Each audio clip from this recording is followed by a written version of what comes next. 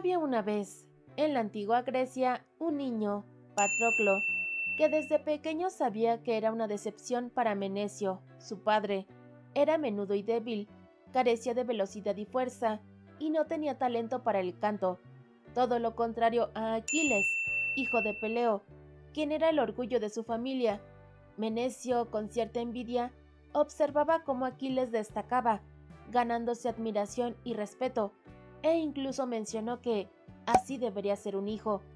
Cuando Patroclo tenía 9 años, su padre lo llevó a presentarse como pretendiente de Helena, una joven heredera. Con numerosos regalos viajaron hasta la ciudad de la chica. Sin embargo, Helena tenía tantos pretendientes que se hacía imposible elegir a uno. Entonces, se propuso una solución. Helena tendría el derecho de escoger a su esposo, con la condición de que todos los pretendientes jurarían defender al elegido y a su reino ante cualquier amenaza.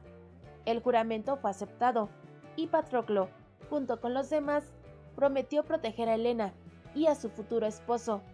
Finalmente, Helena eligió a Menelao, el futuro rey de Esparta.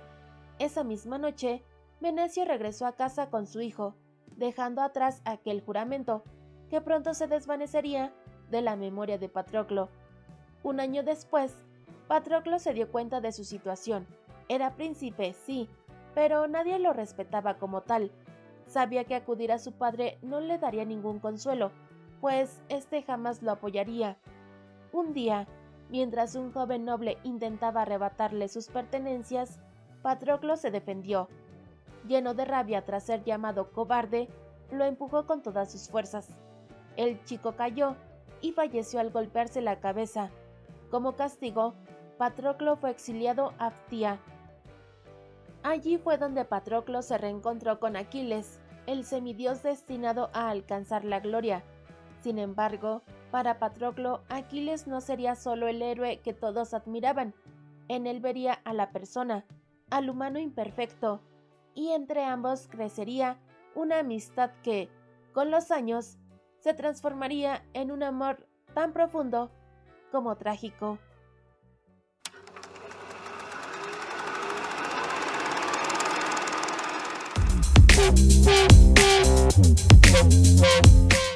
Aquiles es hijo del rey Peleo y de la ninfa Tetis, por lo tanto es un semidios. Tetis, al no consentir la procreación de Aquiles, regresa al mar tan pronto como le es posible, visitando a su hijo solo en cortos periodos de tiempo. Por ello, Aquiles crece bajo el cuidado de tutores e institutrices. Cuando Patroclo llega a Ptía, es Aquiles quien lo recibe. En ese momento, Patroclo comprende dos cosas. Primero, que había sido un príncipe cuya posición ahora no significa nada. Y segundo, que Ptía es un modesto reino que parece prosperar como refugio para hijos desterrados. A Patroclo se le asigna un camastro en una habitación que comparte con otros niños, también exiliados. Sin embargo, no logra entablar amistad con ninguno de ellos. Su rutina pronto se establece: desayunos tempranos, entrenamientos en los campos soleados para convertirse en soldado, tardes en soledad, comidas en el comedor donde solo puede observar a Aquiles desde lejos, y noches atormentadas por pesadillas, en las que el joven que falleció por su culpa lo persigue. A medida que pasa el tiempo, Patroclo comienza a sentirse fascinado por Aquiles. Su belleza es innegable, pero lo que más lo sorprende es que Aquiles parece ajeno al impacto que causa en los demás jóvenes. Al principio, Patroclo siente envidia mientras lo observa desde un rincón, pero pronto sus miradas constantes llaman la atención de Aquiles. La soledad de Patroclo aumenta cuando los demás descubren el motivo de su exilio, y ahora ya no lo miran con indiferencia, sino con miedo. Es en ese momento cuando Aquiles se acerca a él, al notar que Patroclo ha faltado a la instrucción. Aquiles le sugiere que busque una excusa para evitar un castigo. Molesto por la insistencia, Patroclo le responde que simplemente diga que estaba con él. Aunque lo dice sin pensar, Aquiles, quien no acostumbra a mentir, decide llevar a Patroclo a su clase de lira, asegurándose de que, así, no haya mentiras que contar. Ante Peleo, Aquiles declara que quiere a Patroclo como su terapón, es decir, un hermano de armas consagrado a un príncipe, ya sea por lazos de sangre, juramento o amor. Es un puesto de alta estima, por ello Aquiles siempre estaba rodeado de jóvenes que esperaban ser los elegidos. Peleo se pregunta por qué, de entre tantos aspirantes, Patroclo es el indicado. Aquiles, con sencillez, responde que es porque Patroclo es sorprendente. A partir de ese día, Patroclo comienza a dormir en la habitación de Aquiles. Con el tiempo se siente más cómodo a su lado, se acostumbra a su vivacidad y resplandor, y pronto comienza a escuchar con atención todas las historias que Aquiles quiere contarle. A su vez, él también empieza a compartir sus propias vivencias y secretos. Patroclo comienza a acompañarlo en sus entrenamientos, algo que estaba restringido para los demás. Es entonces cuando se da cuenta del milagro de Aquiles, su velocidad. Pronto, ambos se entrenan juntos. Patroclo no es tan hábil como él, pero al menos pueden pasar más tiempo juntos. Su amistad se precipita, como los torrentes de montaña en primavera. Patroclo se encuentra sonriendo de oreja a oreja y con las mejillas encendidas. Entrena con Aquiles sin vergüenza alguna por perder siempre ante él, porque, después de todo, ¿quién podría avergonzarse de perder contra alguien tan bello? El único lugar al que no lo acompaña es a visitar a su madre, pero un día Tetis pide conocerlo. Durante su encuentro, la ninfa le deja claro que Aquiles era un dios. Patroclo finge entender, pero en realidad no lo hace. Para él, las deidades son frías y distantes, y eso no tiene nada que ver con el brillo en los ojos de Aquiles, ni con la picardía de sus sonrisas. Cuando cumplen 13 años, ambos notan su crecimiento. A su alrededor, muchos jóvenes comienzan a experimentar una vida hasta entonces dormida, una vida hormonal, ya tú sabes. Peleo incita a su hijo a tener encuentros con mujeres, pero Aquiles se va de sus comentarios y, al mismo tiempo, evita la mirada de Patroclo, pues está avergonzado. Durante un paseo por la playa, Patroclo lo observa con admiración.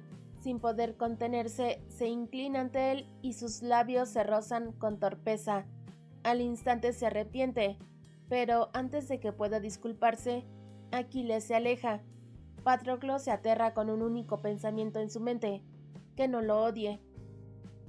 Sin embargo, la situación no mejora. Al encontrarse con Tetis, ella le informa que Aquiles se va y que debió haberlo alejado desde hace años. Le ordena que no lo siga, pero esas palabras solo le dan la idea contraria. Sin pertenencias y con el miedo de perderlo, corre con la esperanza de alcanzarlo. Mientras trota, se promete a sí mismo que, si vuelve a verlo, guardará sus sentimientos, pues ahora sabe qué tan alto es el precio a pagar si no lo hace. Cuando sus fuerzas comienzan a flaquear y teme no poder alcanzarlo, su esperanza resurge. Aquiles lo está esperando. Así, ambos viajan con Quirón a través de las montañas para el entrenamiento de Aquiles. Quirón, un centauro que habita en las alturas, será su maestro durante los siguientes meses. Su hogar durante ese tiempo será una cueva de pálido cuarzo rosa. Durante su estancia, Patroclo aprende técnicas de sanación, mientras que Aquiles no recibe entrenamiento, pues, según Quirón, no hay nada más que pueda enseñarle. Las lecciones del centauro se basan en las oportunidades que surgen. Si alguno se lastima el brazo, aprenden a entablillar un miembro, limpiar heridas y administrar las hierbas adecuadas para prevenir una infección. Participan en la preparación de las comidas y cenas. Aquiles toca la lira y, para sorpresa de Patroclo, se descubre siendo feliz, a pesar de las constantes visitas de Tetis. Los días se convierten en meses, y así transcurre un año. Cuando cumplen 15 años, Patroclo empieza a temer que, al llegar a los 16, se acuerde un matrimonio para Aquiles.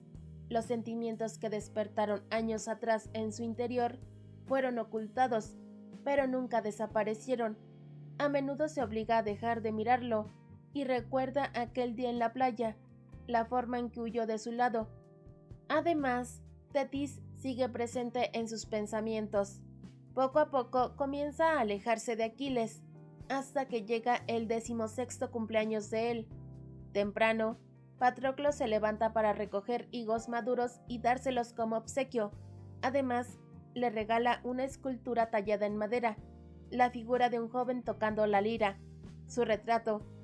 Aquiles también recibe una capa, símbolo de un futuro rey, un regalo que lo llena de satisfacción. Ese día, tras visitar a su madre, Aquiles le confiesa a Patroclo que Tetis no puede verlos en la cueva. Esta revelación lo abruma, lo llena de esperanza y pavor a la vez. Esta vez, es Aquiles quien da el primer paso. Se acerca y sus labios se encuentran en un beso cálido. Un milagro. Patroclo tiembla, teme asustarlo. Aquiles nunca pensó que ellos... No termina la frase. Patroclo necesita escuchar más, pues no hay palabras que desee escuchar con más fervor que aquellas que Aquiles se guarda.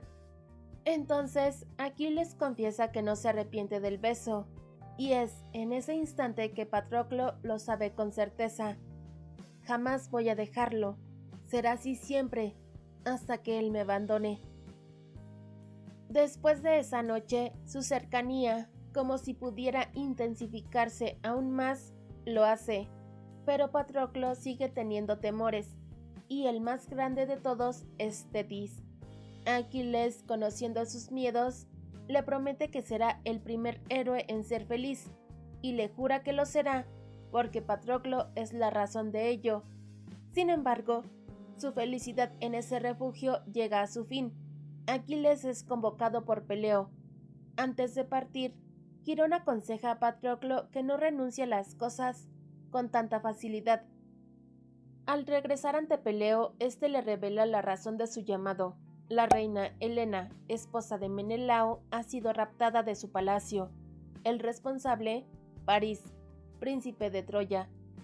Se ha solicitado ayuda y Peleo ha aceptado el llamado, y aunque aún no decide a quién enviará, es evidente que espera que Aquiles acuda al conflicto. Además, Menelao exige el cumplimiento del juramento que, años atrás, hicieron aquellos que prometieron proteger a Helena, entre ellos, incluido Patroclo. Peleo explica que, más allá de la ofensa a Menelao, es su hermano, Agamenón, quien realmente está interesado en saquear Troya, pues es una ciudad rica en recursos. Así que, si no es en este conflicto, vendrán otros. Peleo espera que Aquiles lidere su ejército, y Aquiles duda. Entonces, Peleo menciona que Patroclo ha sido convocado. Aquiles argumenta que, debido a su exilio, Patroclo ya no está obligado por ese juramento, y más tarde le hace una promesa. Si Patroclo tiene que ir, lo hará con él. No obstante, una noche después, Aquiles desaparece. Patroclo lo busca por todas partes hasta que, desesperado, le suplica a Peleo que le diga dónde está. En un susurro, el rey menciona una isla, Esciro. Esta desaparición ha sido orquestada por Tetis, quien desprecia a Patroclo y ha aprovechado la oportunidad para separarlos. Patroclo imagina a Aquiles sucumbiendo a su madre, siendo convencido fácilmente para luchar en Troya, despreciando a los mortales. Se lo imagina cubierto con una armadura negra, con un casco que solo deja ver unos ojos desconocidos. Recordando las últimas palabras de Quirón, Patroclo decide emprender el viaje. Se sube a un barco y, durante el siguiente mes, no disfruta ni del paisaje ni de los nuevos lugares que visita, porque solo tiene en mente al chico de cabello rubio que espera encontrar en la isla. Al llegar, quien lo recibe es la princesa de Idamia. Ella le cuenta que Esciro, al igual que Ftía, es una especie de refugio, pero mientras en Ftía acogen a hijos exiliados de distintos reinos, en Esciro albergan a jóvenes doncellas. Esa noche, Patroclo observa el intrincado baile de las mujeres de la isla, pero hay una que llama su atención, y no es otra que Aquiles, vestido de mujer. Todo el aire se le agolpa en la garganta porque le basta con que sus ojos se posen en los suyos para reconocerlo. Un solo instante es suficiente. Aquiles corre hacia él y lo estrecha entre sus brazos. Me bastaba un simple roce o su olor para identificarle, y si me quedara ciego, podría reconocerle por el modo en que respiraba o en que pisaba el suelo. Le reconocería en el fin del mundo, incluso en la muerte. Furiosa por haber perdido la poca atención que Aquiles le concedía y con temor de que huya, Deidamia exige que se haga responsable de sus actos. Asegura que yacieron juntos y que está embarazada. Y como si la situación no pudiera empeorar, lo hace. Tetis, convencida de que esconder a Aquiles en Esciro lo mantendría alejado del conflicto, lo obligó a casarse con la princesa. De este modo, el rey de la isla estaría obligado a protegerlo, y Deidamia, lejos de la deshonra, podría presumir de tener un marido legendario. El corazón de Patroclo se resquebraja con la revelación, pero Aquiles intenta calmarlo. Le confiesa que hizo todo aquello por él, porque su madre le prometió que, si cumplía sus órdenes, incluido el dormir con Deidamia, lo llevaría con Patroclo. Pero cuando Patroclo le dice que Tetis jamás le mencionó nada y que fue Peleo quien le reveló su paradero, el miedo se apodera de Aquiles. Angustiado, acaricia a Patroclo y le suplica que le crea. Patroclo podría haberlo reprendido. Estaba molesto, sí, pero al ver su aflicción, su miedo a perderlo, entiende algo más profundo. Aquiles nunca lo ha mirado con la frialdad con la que Deidamia era tratada. Su trato hacia él era especial. Aquiles le pide perdón, pero para Patroclo no hay nada que perdonar. Su enojo, que hace apenas unos segundos latía con fuerza, se disipa en un instante. Los días transcurren con relativa calma, comen juntos en sus aposentos y pasan largas horas explorando la isla. Aquiles se levanta temprano para entrenar y un día Deidamia llama a Patroclo para anunciarle que se marchará a un confinamiento hasta el nacimiento de su hijo. Le guarda rencor. No entiende qué tiene él de especial para que Aquiles le preste tanta atención. Incluso le dice que lo detesta y le echa en cara las noches que pasó con Aquiles. Patroclo, en lugar de responder con enojo, ve más allá, ve su tristeza, y en un instante de vulnerabilidad, Deidamia busca refugio en quien asegura odiar. Patroclo no detiene sus intentos de besarlo, de acercarse, de sentir que existe para alguien más, y en un intento por consolarla, termina por intimar con ella. Después, siente el impulso de huir, pero no soporta la idea de verla sufrir más. Aún así, no logra comprender qué es lo que ella realmente quiere. Lo único que sabe es que él no ha podido dárselo. Tiempo después de la partida de Deidamia, una comitiva llega a la isla. Al frente está Ulises, príncipe de Ítaca, hábil hombre quien propuso el juramento mediante el cual todos los pretendientes de Helena honraron su matrimonio. Él no tarda en descubrir el disfraz de Aquiles, y con palabras astutas le dice que debe aceptar unirse al conflicto, o de lo contrario, hará público lo que ha hecho. Para Aquiles, aquello significaría la peor de las humillaciones, pues los hombres que se comportaban como mujeres eran despreciados con los insultos más crueles, a veces con consecuencias fatales. Pero Ulises no solo lo amenaza, también le tienta con la promesa de la gloria. Le asegura que, aunque nadie sabe cuánto durará el conflicto, su nombre quedará grabado en las estrellas. Será inmortal. Además, menciona la profecía que los dioses han dictado sobre él. Su divinidad se consumirá si no la usa, su fuerza menguará si no acude a Troya.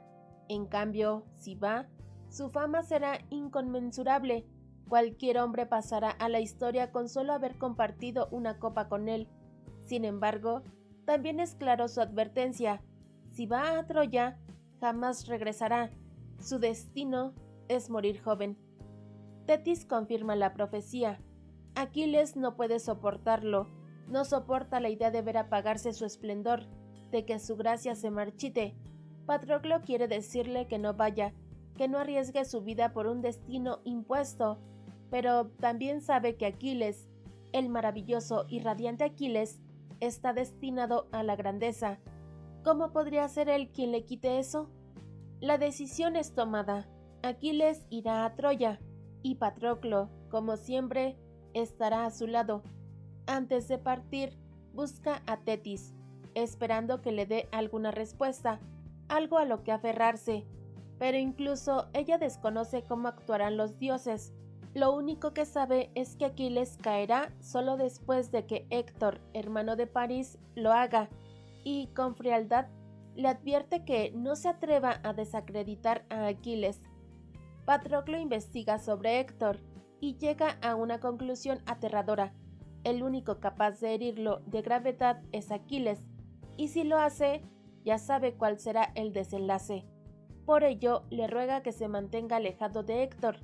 Aquiles le promete que no lo tocará, que no tiene ninguna razón para hacerle daño, pues Héctor no le ha hecho nada. Esa misma tarde, zarpan con destino a Ptía. Al regresar a su hogar, se toman unos días para prepararse para la batalla. Son recibidos con honores, pero algo inquieta a Patroclo, las palabras de Tetis sobre no desacreditar a Aquiles. Es bien sabido que muchos hombres toman amantes en su juventud, pero esas relaciones suelen acabar con el tiempo. Patroclo está dispuesto a sacrificarse, a dar un paso atrás si eso mancha la reputación de Aquiles. Jamás lo abandonaría, pero si era necesario, se alejaría. Para Aquiles, sin embargo, ese es un sacrificio que no está dispuesto a hacer. No le importa lo que los demás piensen, y así, ambos deciden continuar juntos hasta el final. Comienza la gloria de Aquiles. La leyenda empieza a forjarse. Ya no es solo de Patroclo, pues su luz brilla lo suficiente para iluminar a todos. Se rodea de hombres que exigen su presencia, de seguidores que lo veneran, y Patroclo, poco a poco, empieza a alejarse. Pero no es el único preocupado por la profecía. Aquiles también teme su destino, y en secreto le ruega a su madre que, cuando llegue el día, proteja a Patroclo. Tetis se niega, pero Patroclo no necesita su protección. En su interior sabe que, cuando Aquiles caiga, él no tiene intención de seguir viviendo. Después de 3 semanas de preparativos, llega el día de la partida. Se despiden de Peleo. Patroclo, en silencio, guarda la esperanza de que Aquiles llegue a parecerse a su padre cuando envejezca, pero como un golpe de agua helada, recuerda que Aquiles jamás envejecerá. Pronto llegan a Aulide, una ciudad portuaria. La noticia de que Aquiles luchará se ha esparcido por toda la región, y él disfruta la adoración de la multitud. Se presenta ante Agamenón, quien espera que se arrodille y le jure lealtad, pero Aquiles no tiene intención de hacerlo. Con arrogancia, se proclama el mejor de los griegos, aquel que los llevará a la victoria. Su actitud despierta el desagrado de Agamenón, quien no olvida ese desaire. Desde ese instante se siembra la semilla de una enemistad que marcará el destino de ambos. Todos están listos para partir hacia Troya, pero surge un problema. El viento no sopla. Un día de espera se convierte en varios, luego en semanas y finalmente en 2 meses. La falta de viento es vista como una señal de ira de los dioses, un presagio oscuro sobre el conflicto que se avecina. Para apaciguarlos, se decide realizar un gran sacrificio. Como parte de los preparativos, se anuncia la boda de Aquiles con la hija de Agamenón, una unión que reforzaría los lazos entre ambos. Pero la boda nunca llega a realizarse, pues la joven es elegida como la víctima de un sacrificio. La noticia estremece a todos. El sacrificio humano es una práctica desterrada desde hace generaciones, y más aún si se trata de la propia hija del rey. El horror y la ira recorren el campamento. Sin embargo, en el mismo instante en que el sacrificio se realiza, el viento sopla con fuerza. Finalmente, los barcos zarpan. Patroclo nota que Aquiles no logra apartar su mente de la joven sacrificada. Aquiles no sabe cómo proceder, pues, ¿cómo se supone que él sea el arma que todos esperan si no puede sacarse de la mente el sacrificio de la chica? Peleo, su padre, le aconsejó que debería ver a sus enemigos como simples animales, pero ahora no está seguro de poder hacerlo. Sin embargo, cuando llegan a una isla cercana, listos para la batalla, sus dudas se desvanecen. Aquiles toma su lanza y, sin dudar, lidera a los soldados con una destreza sobrehumana. Pronto, su fama empieza a crecer. Los griegos establecen su campamento en la playa, cerca de Troya. Las primeras batallas les enseñan que atacar la ciudad directamente es inútil, por lo que adoptan una nueva estrategia: las razias. No luchan contra Troya, sino contra las aldeas que la rodean, arrasan campos, queman hogares y le quitan la vida a quienes resisten. A los que se rinden los toman como prisioneros. La idea es simple: sin provisiones ni aliados, la ciudad se verá obligada a rendirse. Las dudas de Aquiles quedan en el olvido. Su habilidad en el combate es asombrosa. Confiesa que ya no piensa en nada mientras lucha, porque finalmente ha entendido que nació para ello. Pero Patroclo solo ve el número de vidas que Aquiles ha arrebatado. Se pregunta cuánto dolor ha causado. 3 semanas después del asedio, una mujer es entregada a los soldados como botín. Patroclo, conociendo la brutalidad de los hombres, le ruega a Aquiles que la reclame para sí. Aquiles accede, y así Briseida llega a su tienda. Ella tarda en perder el miedo, pero con el tiempo se convierte en una amiga para Patroclo. Pronto, muchas más mujeres son traídas al campamento, siempre contra su voluntad. Patroclo, imponente ante el destino de todas ellas, le pide a Aquiles que salve a tantas como sea posible, y Aquiles, con su poder, las reclama para sí. Pero eso no detiene la crueldad del conflicto, y Patroclo no puede ignorar lo que sucede a su alrededor: las aldeas calcinadas, los gritos de las mujeres en la noche, los moretones en sus cuerpos al amanecer. Siente vergüenza de lo que hace su pueblo, de la brutalidad de los soldados, de la tristeza que se instala en los ojos de aquellas prisioneras. Aquiles y Briseida nunca llegan a llevarse bien. Él la ha protegido, sí, pero también es una de las razones por las que está allí, y hay cosas que simplemente no pueden perdonarse. Con el paso del tiempo, Patroclo pasa cada vez más horas junto a las mujeres, hasta que Aquiles regresa de la batalla y lo reclama de nuevo. Los meses transcurren. A pesar de las victorias obtenidas en las razias, los hombres comienzan a impacientarse. Anhelan un enfrentamiento real, un combate que justifique todo lo que han sacrificado. Y como si sus deseos fueran escuchados, un día, la bandera blanca de Parlamento ondea sobre Troya. El mensaje es claro: o los griegos recuperan a Helena, o el conflicto comienza de verdad. Príamo, el rey de Troya, es firme en su respuesta. Helena no desea regresar a Esparta, y él la ha puesto bajo su protección. Solo queda un camino. Al día siguiente, cada soldado griego tomará las armas y saldrá a luchar. Antes de la batalla, Aquiles ayuda a Patroclo a colocarse la armadura.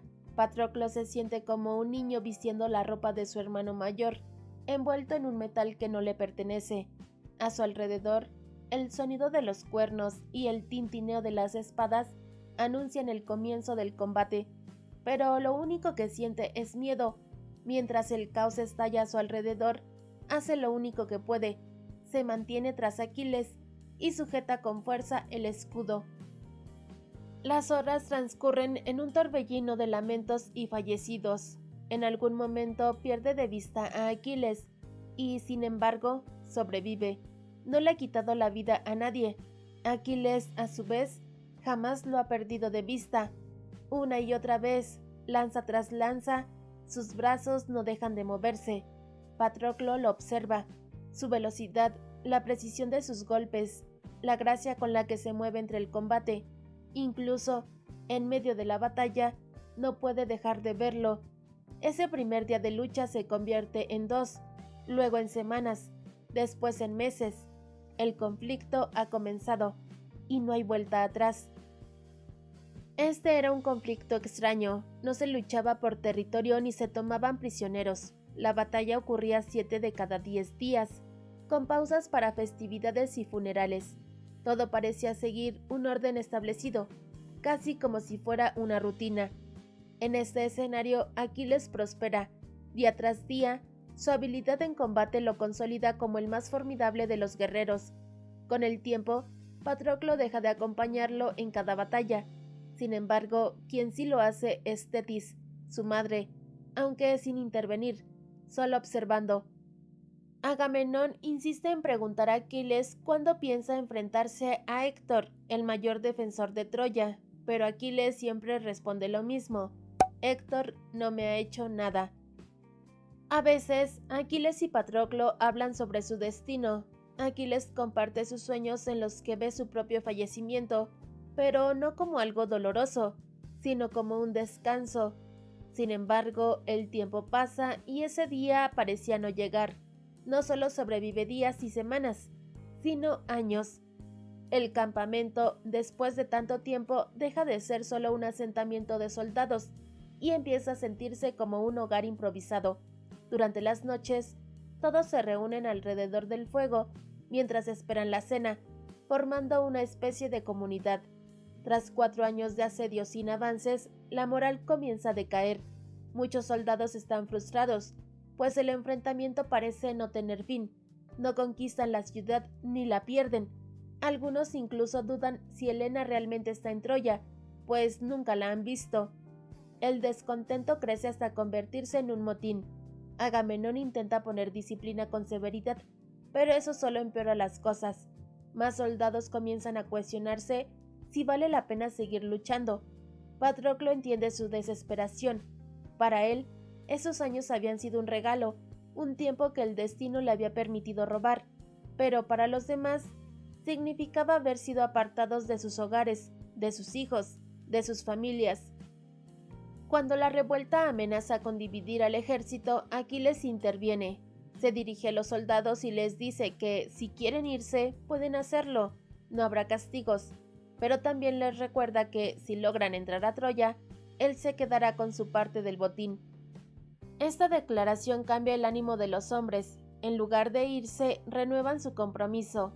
Sin embargo, con esas palabras, Aquiles también se gana el resentimiento de Agamenón.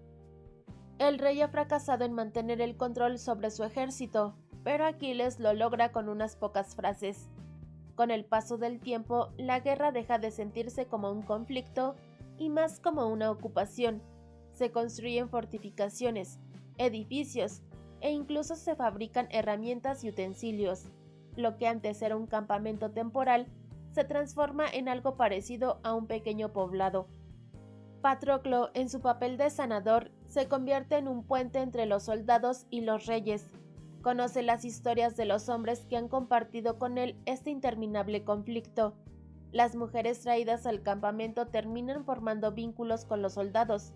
Muchas de ellas encuentran una manera de integrarse a esta nueva vida, formando familias dentro del enfrentamiento. Entre todas, solo Briseida se mantiene al margen. Ella nunca quiso unirse a nadie, pero sí busca un propósito. Un día le pide a Patroclo que le enseñe sobre medicina. A cambio, ella le enseñará botánica. En una de sus expediciones al bosque en busca de plantas, Briseida se acerca a él y lo besa. Patroclo siente más miedo que sorpresa, miedo de lastimarla. Briseida entiende al instante lo que pasa. Sabe que Patroclo ama a Aquiles, pero tenía la esperanza de que, quizás, él deseara formar una familia. No le era raro que un hombre tenga un amado y, al mismo tiempo, una esposa. Patroclo por un instante se imagina esa vida.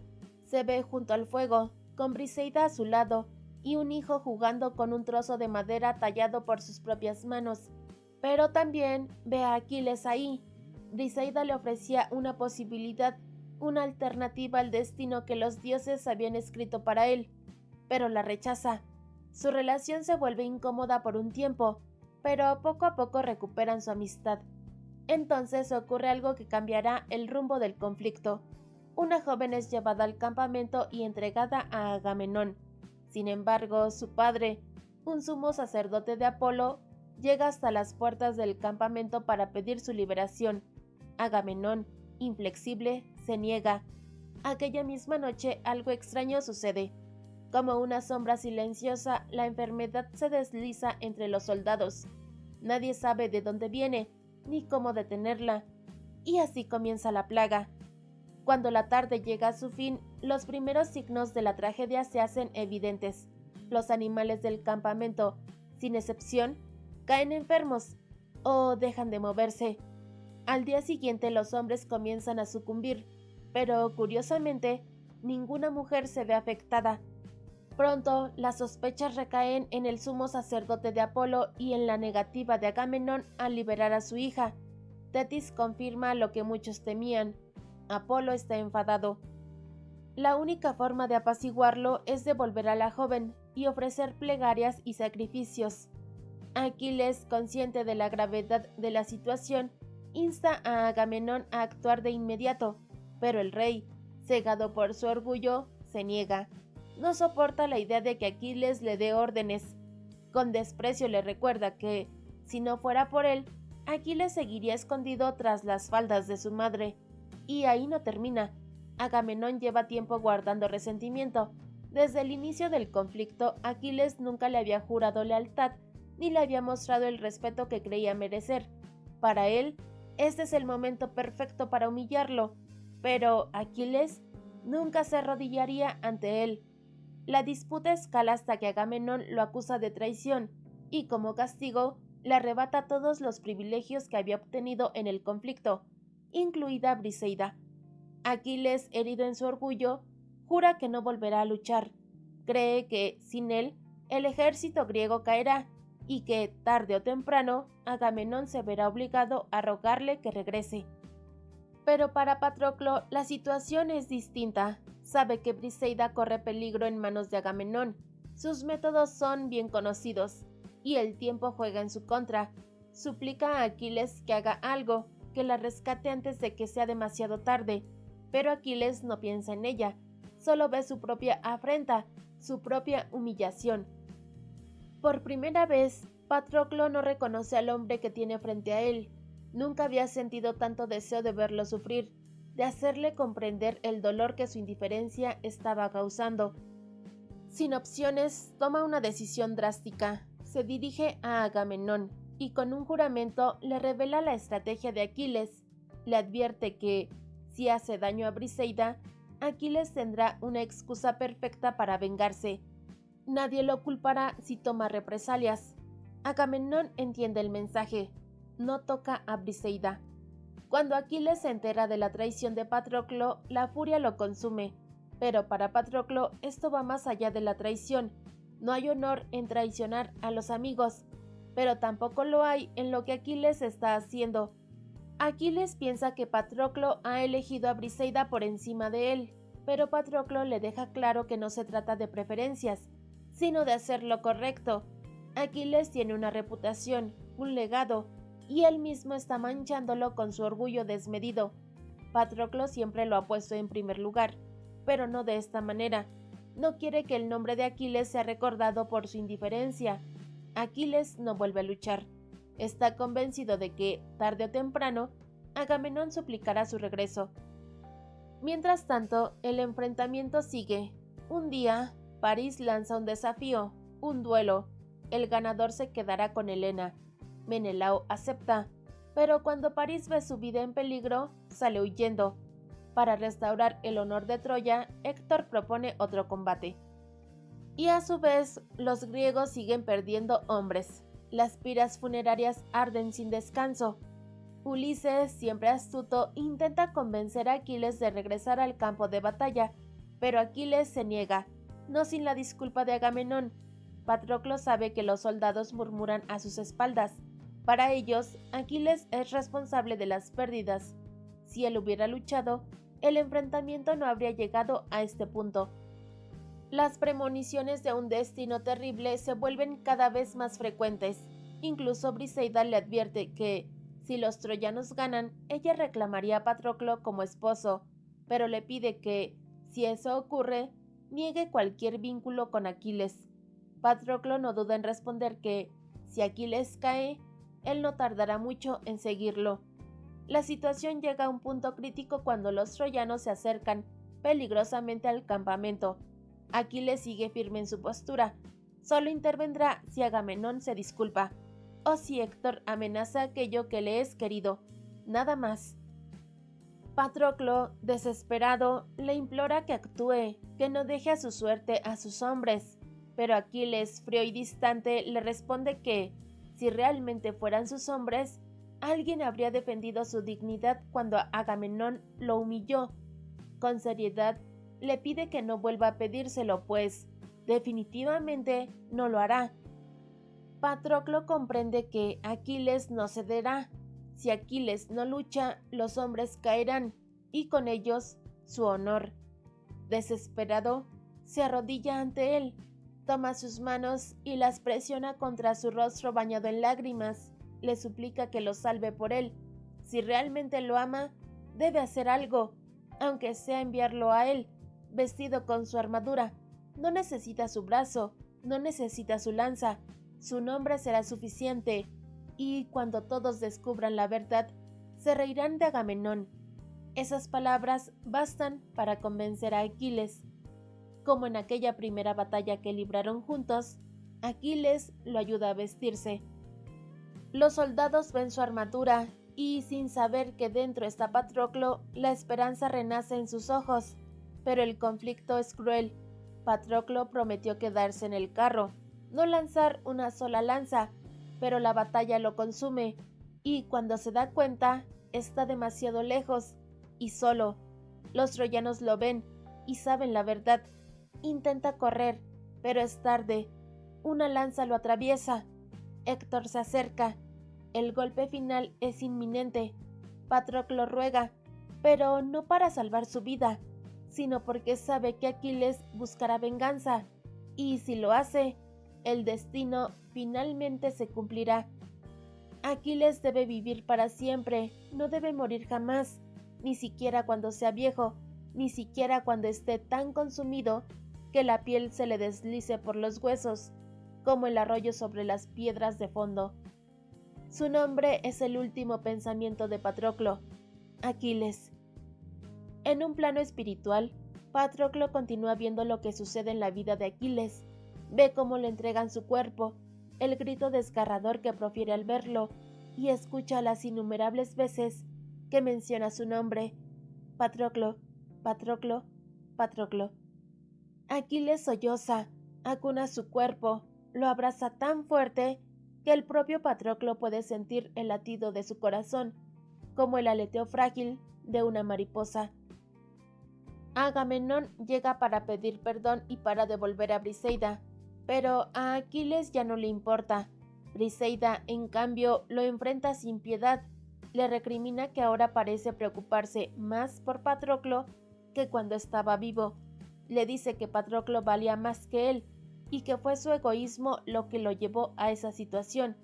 Finaliza diciendo que Patroclo luchó solo para salvarlo, para proteger su honor, porque no soportaba verlo sufrir, y ella solo espera que Héctor acabe con él. Y lo mismo desea Aquiles. Al día siguiente, ciego de furia, se presenta ante Héctor. No hay palabras, solo un juramento cumplido, una vida cobrada por otra. Al quitarle la vida, arrastra su cuerpo hasta el campamento.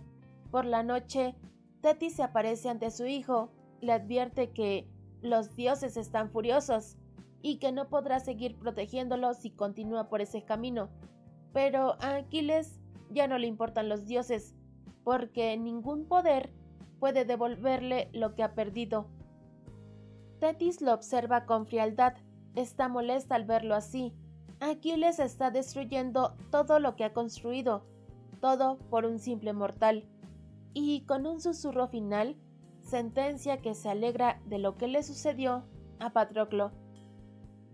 Príamo llega a rogarle por el cuerpo de su hijo, y al ver el dolor de un padre, Aquiles cede. Luego, lleva el cuerpo de Patroclo hasta la pira funeraria y recoge sus cenizas con sus propias manos. Su última voluntad es que, cuando él caiga, sus cenizas sean puestas junto a las de Patroclo. Y el momento llega. En las murallas de Troya, una flecha atraviesa su cuerpo. Aquiles sonríe mientras su rostro cae sobre la tierra. La profecía se ha cumplido. Las ninfas marinas se llevan su cuerpo y lo preparan para el funeral. Sus cenizas son depositadas en una urna dorada, junto a las de Patroclo. Los soldados planean construir una tumba digna de un héroe, pero Neoptólemo o Pirro, el hijo de Aquiles recién llegado, se opone a que Patroclo sea nombrado en ella. Con tan solo 12 años impone su voluntad y trata de tomar a Briseida como suya, pero ella lucha, escapa y en su desesperación se lanza al mar, solo para ser alcanzada por una lanza. Su cuerpo nunca es encontrado.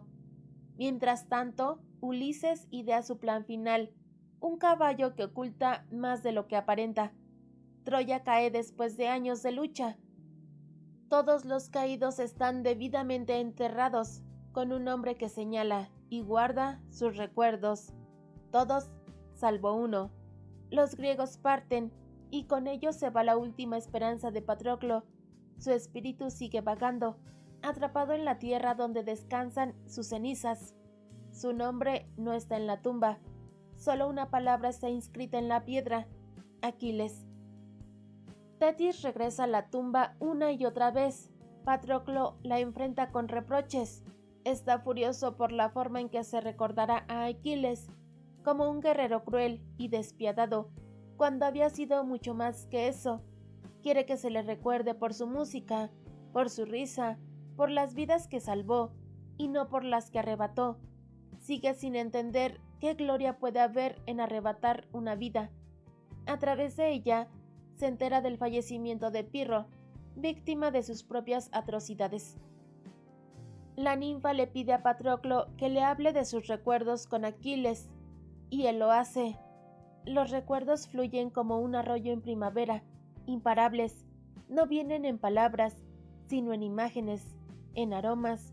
Le cuento sobre su cabello al sol, sobre su risa al correr, sobre la intensidad de su mirada. Un momento, y otro más. Hay tantos recuerdos felices que se atropellan entre sí. Tetis lo escucha en silencio, y por primera vez recuerda a su hijo como lo que realmente fue. Están allí los tres, la deidad, el mortal y el chico que fue ambas cosas. Al final, le concede a Patroclo lo único que ha estado esperando, la oportunidad de reunirse con Aquiles. En la oscuridad, dos figuras alargan los brazos a través de una penumbra espesa y penosa, y cuando las manos se tocan, se derrama la luz de 100 urnas doradas, por las que el sol parece salir a borbotones. Fin. Desde hace tiempo quería hablar de este libro y por fin pude hacerlo. Este es uno de mis libros favoritos. Se sabe que me gusta sufrir. Su narrativa me conquistó desde la primera vez que lo leí, y ahora, con esta última relectura para hacer este video, confirmé que es una historia tan trágica como preciosa. La prosa es sutil y maravillosa, con descripciones sublimes que, en algún punto, pueden sentirse casi abrumadoras en cuanto a sentimientos. Pero es una tragedia griega.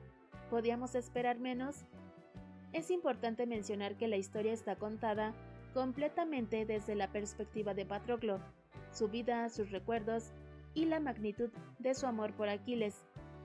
Al estar narrada en primera persona, nos sumerge en su visión del mundo, lo que lo convierte en un narrador quizás poco confiable, pero increíblemente humano.